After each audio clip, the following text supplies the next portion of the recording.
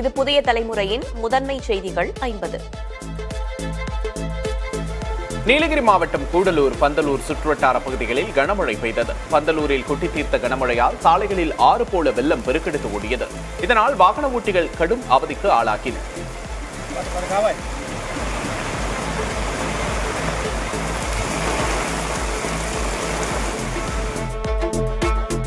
கோவை மாவட்டம் வால்பாறை சுற்றுவட்டார பகுதிகளில் பெய்த கனமழையால் மக்களின் இயல்பு வாழ்க்கை பாதிக்கப்பட்டது. ரொட்டி, ஐயர்பாடி, கருமலை, அக்காமலை, சோலைப்பாடி, ஊசிமலை உள்ளிட்ட பகுதிகளில் கனமழை பெய்துள்ளது. குறிப்பாக வால்பாறையில் உள்ள கூழாங்கல் ஆறு மற்றும் காங்கிரிவு அருவி, பிர்லா அருவியில் வெள்ளப்பெருக்கு ஏற்படும் அபாயம் உள்ளதால் பொதுமக்கள் ஆற்றில் இறங்க தடை விதிக்கப்பட்டுள்ளது.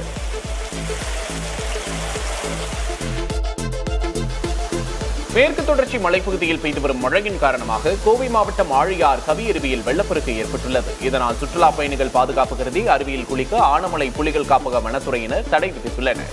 நீர்வரத்து சீரானதும் அனுமதி வழங்கப்படும் என்று தெரிவிக்கப்பட்டுள்ளது.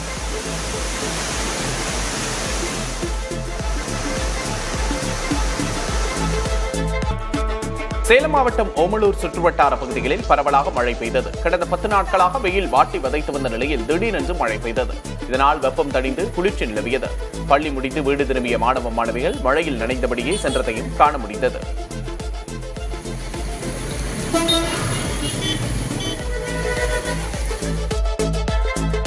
தமிழகத்தில் அடுத்த 6 நாட்களுக்கு மழை பெய்ய வாய்ப்புள்ளதாக வானிலை ஆய்வு மையம் அறிவித்துள்ளது.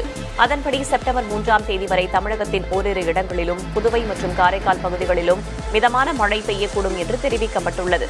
சென்னையின் ஒரு சில இடங்களில் வெள்ளிக்கிழமை மழை பெய்யும் என்று கணிக்கப்பட்டுள்ளது.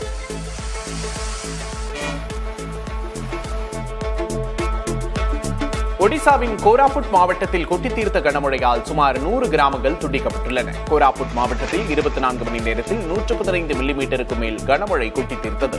இயல்பை விட 683% அதிகமாக பெய்த இந்த மழையால் பல்வேறு பகுதிகள் வெள்ளத்தில் மூழ்கியுள்ளன. சுகுநாலா, குர்லு, சப்ததாரா போன்ற ஆறுகளில் ஏற்பட்ட வெள்ளப்பெருக்கால் 100 கிராமங்கள் துண்டிக்கப்பட்டுள்ளன. 2000 ஹெக்டேருக்கும் மேல் நெல் மற்றும் கரும்பு பயிர்கள் நீரில் மூழ்கியுள்ளன. முதற்கட்ட தகவலின்படி 100க்கும் மேற்பட்ட வீடுகள் பாதிக்கப்பட்டுள்ளன. பெருமழை, திடீர் வெள்ளம் மற்றும் நிலச்சரிவுகள் என ஒரே நேரத்தில் பெரும் பாதிப்புகளை சந்தித்துள்ள ஜம்மு காஷ்மீரில் ஜம்மு நகரம் உருகுலைந்து கிடக்கிறது. ஜம்முவில் 24 மணி நேரத்தில் 38 சென்டிமீட்டர் மழை பதிவாகியுள்ளது. அங்கு வீடுகள், கடைகள் உள்ளிட்ட கட்டடங்களும் கோவில்களும் சேதமடைந்துள்ளன. அதன் பருந்து பார்வை காட்சிகள் வெளியாகியுள்ளன.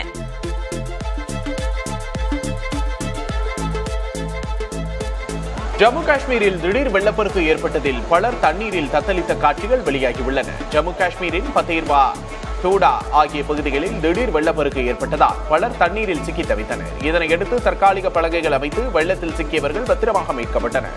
மீட்பு நடவடிக்கைகள் முழுவீச்சில் நடைபெற்று வருகின்றன.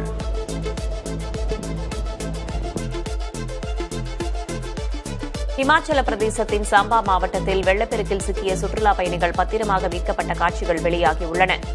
சுற்றுலாவுக்கு பெயர் போன சம்பாவில் ஏராளமானோர் குழுமிய நிலையில் திடீரென்று வெள்ளப்பெருக்கு, நிலச்சரிவு ஏற்பட்டது. இதில் மலைமுகடுகள், நீர்நிலைகளுக்கு நடுவே பலர் தத்தளித்த சூழலில் பத்திரமாக மீட்கப்பட்டனர்.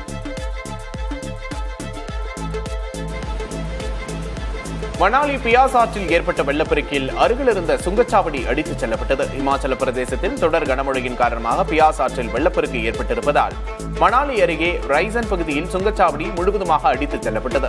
ஆற்றின் சீற்றம் காரணமாக சாலைகள் அரிக்கப்பட்டுள்ளன. அதனை குறிப்பிட்டு பலர் பியாஸ் நதி தமது நிலத்தை மீண்டும் கோருகிறது என்று சமூக வலைதளங்களில் கருத்து தெரிவித்துள்ளனர். இமாச்சல பிரதேசத்தில் வெள்ளத்தில் சிக்கிய அர்னி பல்கலைக்கழக மாணவர்கள் உள்ளிட்ட 400க்கும் மேற்பட்டவர்கள் பத்திரமாக மீட்கப்பட்டனர். அந்த மாநிலத்தில் கடந்த சில நாட்களாக பெய்து வரும் கனமழையால் ஆறுகளில் வெள்ளப்பெருக்கு ஏற்பட்டது. காங்க்ரா மாவட்டத்தில் பெய்த பெருமழையால் அர்னி பல்கலைக்கழக வளாகத்தையும் வெள்ள நீர் சூழ்ந்தது. பல்கலைக்கழக வளாகத்திற்கு உள்ளேயும் வெள்ள நீர் புகுந்ததால் மாணவர்களும் ஊழியர்களும் செய்வதறியாது திகைத்தனர்.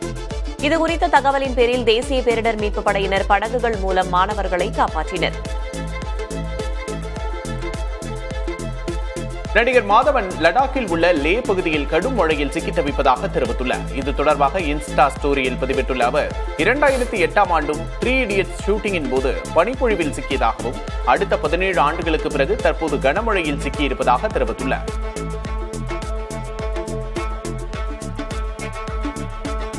சத்தீஸ்கர் மாநிலத்தில் பெய்து வரும் அதி கனமழையால் சுக்மா மாவட்டம் கடுமையான பாதிப்புகளை சந்தித்துள்ளது. குடியிருப்புகள், வணிக வளாகங்கள் அனைத்தும் வெள்ளத்தில் மூழ்கி காட்சியளிக்கின்றன.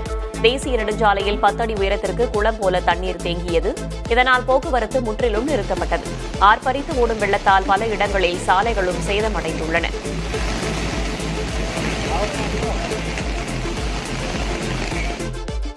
பஞ்சாப் மாநிலம் அமிர்தசரஸும் வெள்ளத்தில் இருந்து தப்பவில்லை. கனமழையால் பல கிராமங்கள் தண்ணீரில் தத்தளிக்கின்றன. உணவு, குடிநீர் இன்றி மக்கள் தவித்து வருகின்றனர்.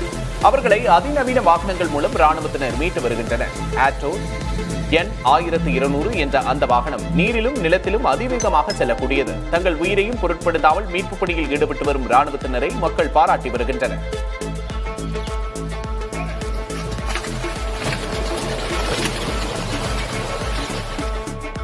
தெலங்கானாவில் வெள்ளத்தால் பாதிக்கப்பட்ட பகுதிகளை அம்மாநில முதல்வர் ரேவந்த் ரெட்டி ஹெலிகாப்டரில் பார்வையிட்டார்.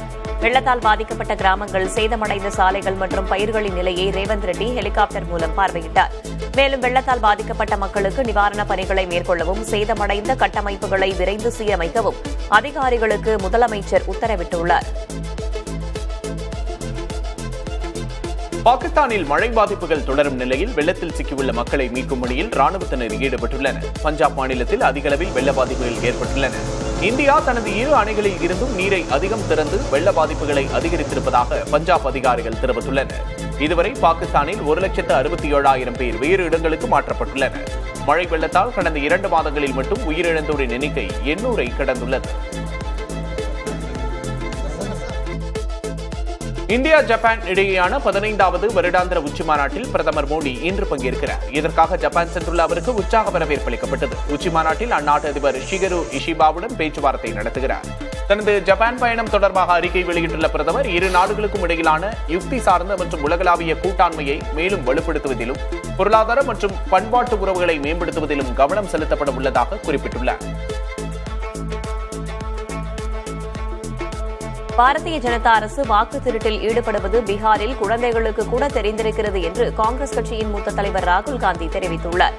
பீகாரில் வாக்காளர் உரிமை யாத்திரை மேற்கொண்டுள்ள அவர், பீகார் மக்கள் புத்திசாலிகள் என்றும் ஒரு வாக்கையும் திருட விடமாட்டார்கள் என்றும் பேசினார். மேலும் 2024 மக்களவை மற்றும் ஹரியானா தேர்தலில் வாக்கு திருட்டு நடந்ததை அடுத்த 6 மாதங்களில் ஆதாரங்களுடன் நிரூபிக்கப் போவதாக உறுதியளித்தார். ராகுலின் பீகார் யாத்திரையில் பிரதமர் மோடி மற்றும் அவரது தாயாரை மிக தரக்குறைவாக சிலர் விமர்சித்ததன் மூலம் காங்கிரஸ் அனைத்து எல்லைகளையும் கடந்து கீழே சென்றுவிட்டதாக மத்திய உள்துறை அமைச்சர் அமித்ஷா தெரிவித்துள்ளார். ராகுல் காந்தியின் வாக்குரிமை யாத்திரையில் பங்கேற்ற சிலர் பிரதமர் மோடி மற்றும் அவரது தாயாரை தரக்குறைவாக விமர்சித்ததாக குற்றச்சாட்டு எழுந்துள்ளது. இதற்கு மத்திய அமைச்சர்கள் அமித்ஷா, JP நட்டா மற்றும் பாஜக செய்தி தொடர்பாளர் சம்பித் பத்ரா உள்ளிட்டோர் கடுமையாக எதிர்வினையாற்றியுள்ளனர். வாக்காளர் பட்டியலில் இருந்து பெயர்களை நீக்குவதற்காக பாஜக பிற மாநிலங்களில் இருந்து 500க்கும் மேற்பட்ட குழுக்களை மேற்கு வங்கத்திற்குள் கொண்டு வந்திருப்பதாக அம்மாநில முதல்வர் மமதா பானர்ஜி பரபரப்பு குற்றச்சாட்டை முன்வைத்திருக்கிறார். கொல்கத்தாவில் நடைபெற்ற கூட்டத்தில் பேசிய அவர், தான் உயிரோடு இருக்கும் வரை மக்களின் வாக்களிக்கும் உரிமையை பறிக்க யாரையும் அனுமதிக்க மாட்டேன் என்று ஆவேசமாக பேசினார். மேற்கு வங்க அரசு அதிகாரிகளை தேர்தல் ஆணையம் மிரட்டுவதாகவும் மமதா பானர்ஜி குற்றம் சாட்டினார். மத்திய பாஜக அரசுடன் தங்களுக்கு கருத்து முரண்கள் உண்டு, ஆனால் சண்டை இல்லை என்று RSS தலைவர் மோகன் பகவத் தெரிவித்துள்ளார். 2024 மக்களவைத் தேர்தலுக்கு பிறகு இந்த 2 அமைப்புகளுக்கும் இடையே பிளவு ஏற்பட்டுள்ளதாக பேசப்பட்டது. இதற்கு பதிலளித்த பகவத், போராட்டம் இருக்கலாம், ஆனால் சண்டை இல்லை என்று கூறியுள்ளார். பாரதிய ஜனதா எடுக்கும் முடிவுகளின் பின்னணியில் RSS இருப்பதாக கூறப்படுவது உண்மை இல்லை என்றும் மோகன் பகவத் விளக்கமளித்தார். 75 வயது ஆனவுடன் தாம் ஓய்வு பெறுவேன் என்றோ, 75 வயதானவர்கள் ஓய்வு பெற வேண்டும் என்றோ கூறவில்லை என RSS தலைவர் மோகன் பகவத் கூறியுள்ளார்.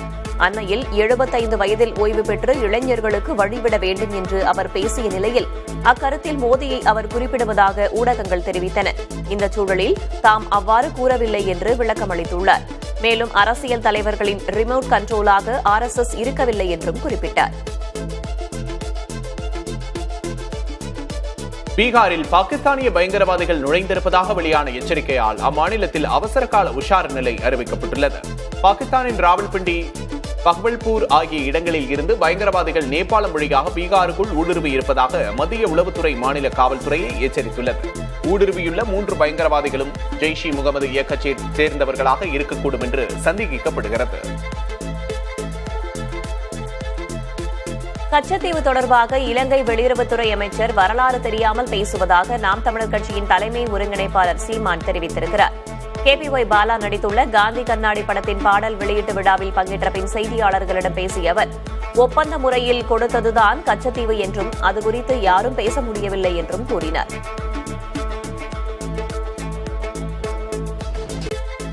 கும்பகோணத்தில் கான்பூரின் கண்களை கவரும் வகையில் விநாயகர் சிலைகள் அணிவகுத்து சென்றன. வண்ண வண்ண விளக்குகள் மிளிர, மங்கள வாத்தியங்கள் முழங்க 44 விநாயகர் சிலைகள் முக்கிய வீதிகளின் வழியாக எடுத்துச் செல்லப்பட்டன. சிவபெருமான் உடுக்கை அடித்தபடி செல்வது போன்று வடிவமைக்கப்பட்டிருந்த எந்திர உருவம் பக்தர்களை வெகுவாக கவர்ந்தது. ஊர்வலத்தின் போது சுவாமி வேடங்கள் அணிந்தவாறு பக்தர்கள் சிலர் சென்றனர்.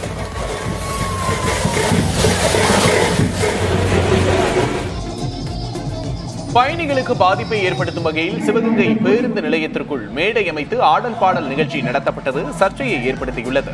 அடைக்கலம் காத்த விநாயகர் கோவில் கும்பாபிஷேகத்தையொட்டி பேருந்து நிலையத்திற்குள் மேடை அமைத்து காவல்துறை பாதுகாப்போடு ஆடல் பாடல் கலை நிகழ்ச்சி நடத்தப்பட்டது. இதனால் பேருந்து நிலையத்திற்குள் செல்ல பேருந்துகள் அனுமதிக்கப்படவில்லை. வெளியே நிறுத்தப்பட்ட பேருந்துகளில் பயணிகள் ஏறிச் செல்ல வேண்டிய நிலை ஏற்பட்டது.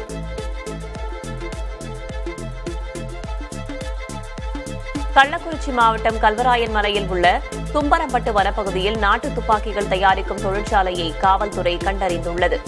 அங்கிருந்த கோவிந்தன் என்பவரை கைது செய்து விசாரித்ததில் ஒரு துப்பாக்கி 15,000 ரூபாய் முதல் 20,000 ரூபாய் வரை விற்பனை செய்யப்படுவது தெரியவந்துள்ளதாக காவல்துறை தெரிவித்துள்ளது. அவரிடமிருந்து துப்பாக்கி தயாரிக்க பயன்படுத்தப்படும் உபகரணங்கள் மற்றும் ஒரு நாட்டு துப்பாக்கியை காவல்துறையினர் பறிமுதல் செய்தனர்.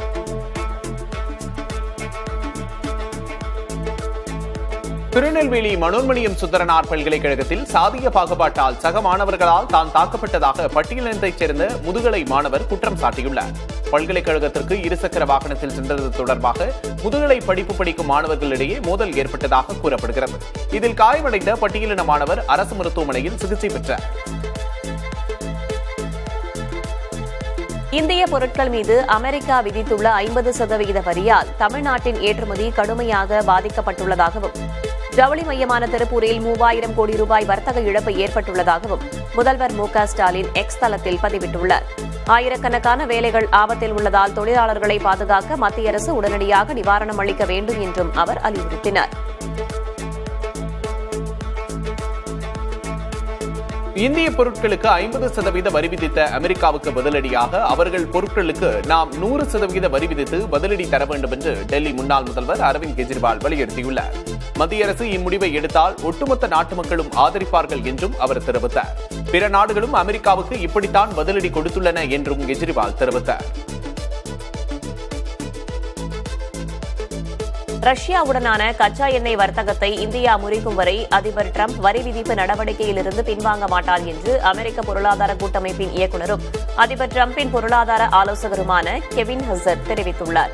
இது தொடர்பாக பேசிய அவர், இந்திய வேளாண் சந்தையை அமெரிக்க பொருட்களுக்கு திறந்துவிட வேண்டும் எனவும், ஆனால் இந்திய அரசு அதில் பிடிவாதமாக இருப்பதாகவும் குறிப்பிட்டுள்ளார். வர்த்தக ஒப்பந்தம் மூலம் இந்த பிரச்சினைக்கு எளிதில் தீர்வு காணப்படலாம் என்றும் கெவின் ஹசர் தெரிவித்துள்ளார். குஜராத் மாநிலம் அகமதாபாத் அரசு மருத்துவமனையில் தாய்ப்பால் வங்கி திறக்கப்பட்டுள்ளது.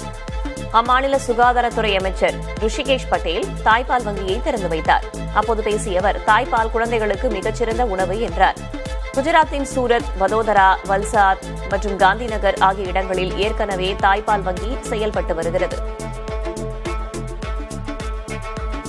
கேரளாவின் கடல்சார் மீன்வளத்துறையில் புலம்பெயர் தொழிலாளர்கள் ஆதிக்கம் செலுத்தி வருவது ஆய்வில் தெரியவந்துள்ளது. மத்திய கடல்சார் மீன்வள ஆராய்ச்சி நிறுவனம் நடத்திய ஆய்வின்படி கேரளாவின் கடல்சார் மீன்வளத்துறையில் பணிபுரியும் தொழிலாளர்களில் 58% பேர் புலம்பெயர் தொழிலாளர்கள் என்பது தெரியவந்துள்ளது.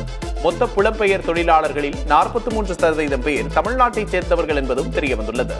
குறைந்த வருமானம், காலநிலை சார்ந்த பிரச்சனைகளால் கேரள இளைஞர்கள் மீன்வளத்துறையிலிருந்து விலகிச் செல்கிறார்கள் என்றும் ஆய்வுகள் தெரிவிக்கிறது. மகாராஷ்டிரா மாநிலத்தில் தொழிலாளர்களுக்கான வேலை நேரம் 13 மணி நேரமாக நீட்டிக்கப்பட்டுள்ளது. மேலும் பெண்கள் இரவு பணிபுரியவும் அனுமதிக்கப்பட உள்ளது. இதுபோன்ற மாற்றங்களுக்கான வரைவு விதிக்கு மகாராஷ்டிரா அமைச்சரவை ஒப்புதல் அளித்துள்ளது. உற்பத்தியையும் வேலை வாய்ப்புகளையும் பெருக்கவும் முதலீடுகளை அதிக அளவில் ஈர்க்கவும் இந்நடவடிக்கை எடுக்கப்பட்டுள்ளது. ஏற்கனவே 9 மணி நேர பணி இருந்த நிலையில் அது 13 மணி நேரமாக்கப்பட்டுள்ளது. கேரளாவில் 18 பேரை பாதித்துள்ள மூளையை தின்னும் அமீபா காய்ச்சல். தமிழ்நாட்டில் இருப்பவர்கள் இதுகுறித்து பதற்றமடைய தேவையில்லை என்று சுகாதார மற்றும் குடும்ப நலத்துறை அமைச்சர் மா சுப்பிரமணியன் கூறியுள்ளார். இதுகுறித்து செய்தியாளர்களிடம் பேசியவர், மூளையை தின்னும் அமீபா காய்ச்சல் தொற்று நோய் அல்ல என்று கூறினார். அசுத்தமான நீரில் உள்ள குளம், குட்டைகளால் தான் இந்த அமீபா உருவாகிறது என்றும் மாசுபட்ட நீர்நிலைகளில் குளிப்பதை தவிர்த்துக் கொள்வது நல்லது என்றும் அமைச்சர் மா சுப்பிரமணியன் கூறினார். ஒப்பந்ததாரர்களால் தான் உள்கட்டமைப்பில் தமிழ்நாடு முதன்மை மாநிலமாக உள்ளது என துணை முதல்வர் உதயநிதி ஸ்டாலின் தெரிவித்துள்ளார். சென்னை நந்தம்பாக்கம் வர்த்தக மையத்தில் தமிழ்நாடு நெடுஞ்சாலைத்துறை ஒப்பந்ததாரர்கள் கூட்டமைப்பின் 2வது மாநில மாநாடு நடைபெற்றது. இந்த நிகழ்ச்சியில் கலந்து கொண்டு பேசிய உதயநிதி, திமுக ஆட்சி காலம் ஒப்பந்ததாரர்களின் பொற்காலம் என தெரிவித்தார். இதில் பேசிய அமைச்சர் ஏவாவேலு, முதல்வர் மு.க. ஸ்டாலினுக்கு மீண்டும் உடல் நலக்குறைவு ஏற்பட்டுள்ளதாக குறிப்பிட்டார். உக்ரைன் தலைநகர் கீவ் மீது ரஷ்யா நடத்திய ஏவுகணை மற்றும் ட்ரோன் தாக்குதல்களில் ஒரு குழந்தை உட்பட 19 பேர் உயிரிழந்தனர். 48 பேர் காயமடைந்துள்ளனர். இந்த தாக்குதலில் குடியிருப்பு கட்டிடங்கள், பள்ளிகள், அலுவலகங்கள் உட்பட 20க்கும் மேற்பட்ட இடங்கள் சேதமடைந்துள்ளன. 3 ஆண்டுகளுக்கு மேலாக தொடரும் ரஷ்யா உக்ரைன் போர் இன்னும் முடிவுக்கு வரவில்லை என்பதை இந்த கொடூர தாக்குதல் உணர்த்தியுள்ளது. தென்கொரியாவில் வகுப்பறைகளில் மாணவர்கள் மொபைல் போனை பயன்படுத்த தடை விதிக்கும் சட்டத்தை அந்நாட்டின் நாடாளுமன்றம் நிறைவேற்றியுள்ளது. 2026ஆம் ஆண்டு மார்ச் மாதம் முதல் மொபைல் போன்கள் உள்ளிட்ட டிஜிட்டல் கருவிகளை பள்ளியின் வகுப்பறைகளில் உபயோகிப்பதை இந்த சட்டம் தடை செய்கிறது. இளம் மாணவர்களிடையே சமூக ஊடகங்களின் தாக்கம் அதிகரித்திருப்பதை அடுத்து இந்த முடிவை அந்நாடு எடுத்துள்ளது. காசாவில் பசிப்பினியால் உயிரிழந்தவர்களின் எண்ணிக்கை 317ஆக அதிகரித்துள்ளது. இதில் 121 பேர் குழந்தைகள் என்று காசா சுகாதாரத்துறை தெரிவித்துள்ளது. காசாவுக்குள் நாள்தோறும் தற்போது 100 ட்ரக்குகளில் உதவி மற்றும் உணவுப் பொருட்கள் அனுமதிக்கப்பட்டு வருகின்றன. சண்டை நிறுத்த காலத்தில் 600 ட்ரக்குகளில் உதவிப் பொருட்கள் அனுமதிக்கப்பட்டதை சுட்டிக்காட்டியுள்ள சர்வதேச அமைப்புகள் மேலும் உதவிப் பொருட்களை அனுமதிக்க வேண்டும் என்று வலியுறுத்தி வருகின்றன.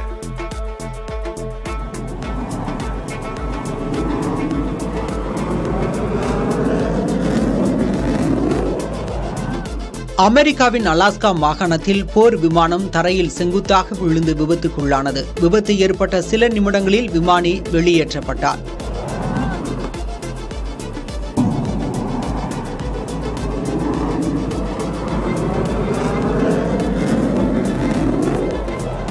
விமானத்தின் தரையிறங்கும் கியர் சரியாக வேலை செய்யாததால் இந்த விபத்து நிகழ்ந்ததாக கூறப்படுகிறது. விமானம் கட்டுப்பாட்டை இழப்பதற்கு முன்பு விமானி நிறுவனத்தின் பொறியாளர்களுடன் சுமார் 50 நிமிடங்கள் அழைப்பில் இருந்துள்ளார் என்பது குறிப்பிடத்தக்கது.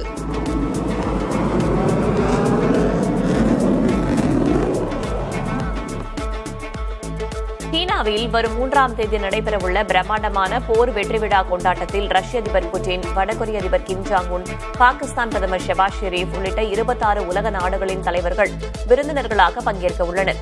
2ஆம் உலகப் போரில் ஜப்பானிய படைகளை சீன படைகள் முறியடித்ததன் 80வது ஆண்டு விழாவையொட்டி பெய்ஜிங்கில் உள்ள புகழ்பெற்ற தியான்மென் சதுக்கத்தில் பிரம்மாண்டமான அணிவகுப்பை சீனா நடத்தவுள்ளது. இதற்கான இறுதிக்கட்ட பயிற்சிகள் தீவிரமாக நடைபெறுகின்றன. கஜகஸ்தானில் நடைபெற்று வரும் ஆசிய சாம்பியன்ஷிப் துப்பாக்கிச் சுடுதல் போட்டியில் இந்தியாவுக்கு மேலும் ஒரு தங்கப்பதக்கம் கிட்டியது. 25 மீட்டர் ஸ்டாண்டர்ட் பிஸ்டல் பிரிவில் இந்தியாவின் குர்ப்ரீத் சிங் தங்கப்பதக்கமும் அமன்பிரீத் சிங் வெள்ளிப்பதக்கமும் வென்றனர். இதன் மூலம் 37 வயதாகும் குர்ப்ரீத் சிங் சர்வதேச போட்டியில் முதன்முறையாக தங்கப்பதக்கத்தை வென்ற பெருமையை பெற்றார். இதனையடுத்து இந்திய அணியின் பதக்க எண்ணிக்கை 82ஆக உயர்ந்தது. 44 தங்கம், 20 வெள்ளி, 18 வெண்கலம் என 82 பதக்கங்களுடன் இந்திய அணி பதக்கப்பட்டியலில் 2வது இடத்தில் உள்ளது.